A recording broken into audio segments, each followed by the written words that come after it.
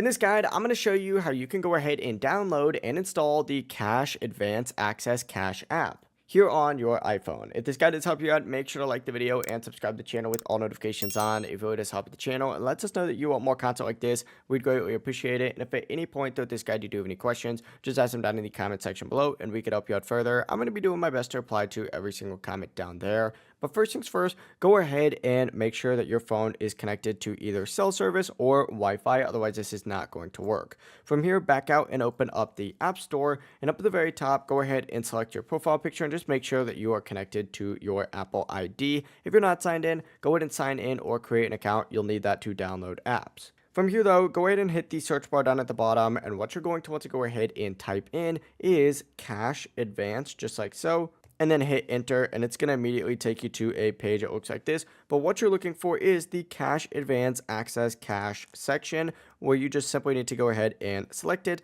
And once you do select it, you'll be taken to the official Cash Advance Access Cash app page, where you just need to go ahead and hit get and then tap install and wait for the app to download. After it does download, just exit out of the App Store, and if you don't see the app on your home screen, swipe all the way over to the right to get on your app library and search for it in here, and then just hold down on it and drag it in. It really is as simple as that. If you guys do have any questions, just ask them down in the comment section below and we can help you out further. I'm going to be doing my best to reply to every single comment down there. Before you do leave this guide though, make sure to like the video and subscribe to the channel with all notifications on. It really just helps out and lets us know that you want more content like this. We'd greatly appreciate it. Have a great rest of your day though.